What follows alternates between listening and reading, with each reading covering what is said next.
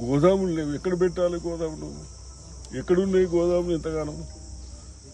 కాబట్టి మీది కూడా ఇది బహుశా రెండు మూడు రోజుల్లో, ఇది 2 డేస్లో అయిపోతుంది. ఇది దగ్గరనే గోదాము చూసినాం కాబట్టి మీరు ట్రాక్టర్ల పైన తోలండి. దూరం ఉండే నిజామాబాద్ కానీ బోధన్ కానీ అక్కడికి లారీలలో పంపిస్తాం కాబట్టి తప్పనిసరిగా మీరు తొందరపడద్దు. రాజకీయ నాయకులు కూడా దీన్ని రాజకీయం చేయొద్దు.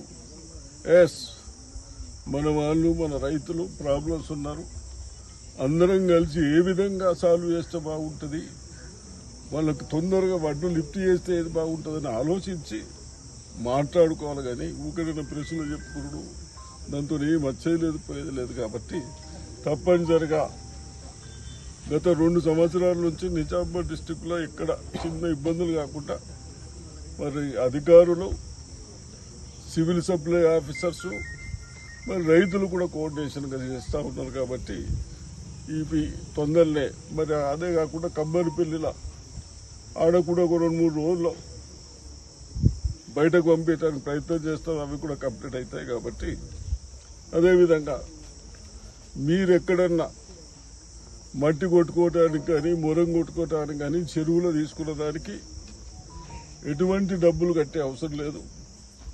ఇప్పుడే చెప్పాను ఆఫీసర్లకు, ఎక్కడ టిప్పర్లు కూడా ఆపకండి. మీరు పెద్ద పెద్ద టిప్పర్లు అయితే రోడ్డు ఖరాబ్ అయితే మీ విలేజర్స్ అంటున్నారు, కానీ మేము అంటలేం. అదేవిధంగా శ్రీరామ్ సాగర్ మట్టి బాగుంటుంది. మీకు అవసరం ఉన్న పొలాల పెద్ద టిప్పర్లు పెట్టుకొని తెచ్చుకోవచ్చు, దానికి ₹1 తీసుకోలేదు. కాకపోతే ఏంటంటే మనం కొన్ని నామ్స్ పెట్టుకున్నాం. ఉస్కెక్ కానీ మొరం కానీ, మొరంకు ₹45 పర్ టన్ కట్టాలి, ఉస్కెకు ₹300 పర్ టన్ కట్టాలి. అవి కట్టుకొని పర్మిట్ తీసుకోండి. ఎక్కడ కూడా ఎవరు ఇబ్బంది పెట్టారు.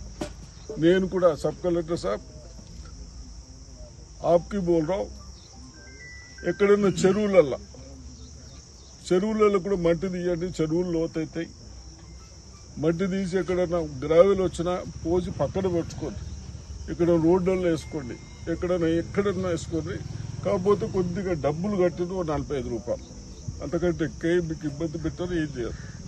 అదేవిధంగా మనం ఇన్ని హౌజెస్ ఇస్తున్నాం, ఇల్లు కట్టుకుంటున్నాం. ఎక్కడన్నా ఆఫీసర్లు ఎవరైనా పైసలు అడిగినా ఎక్కడ అడుగుతలేరు కదా, అందరు మంచిగా చేస్తూ ఉన్నారు.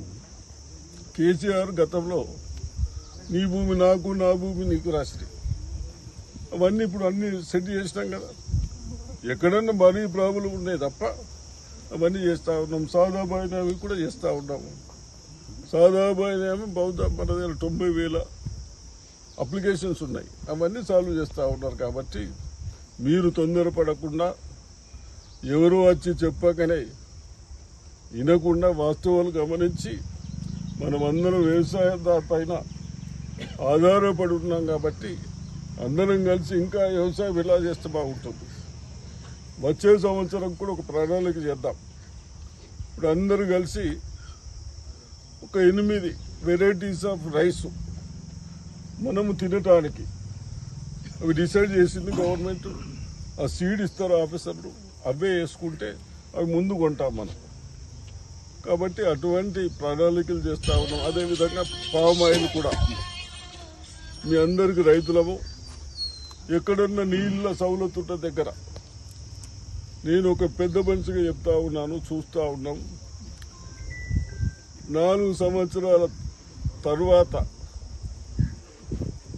ఎకరాన 6-7 కుంటాలు వస్తూ ఉన్నాయి. కాబట్టి టన్స్ వస్తూ ఉంటాయి. కాబట్టి దానికి 10 ఎకరాలకు ఒకటే మనిషి కావాలి, ఏది పామ్ ఆయిల్కు. అటువంటివి కూడా పెట్టండి. ఆలోచిస్తూ ఉన్నాం. ఒక 3 years ఆ పంట రాదు, దానికి మీకు ఏదైనా సబ్సిడీ ఇస్తే ఎట్లా ఉంటుందని ఆలోచిస్తున్నాం. కాబట్టి ఇవన్నీ ఎవరి కొరకు చేస్తున్నాం? మీ కొరకు చేస్తూ ఉన్నాం.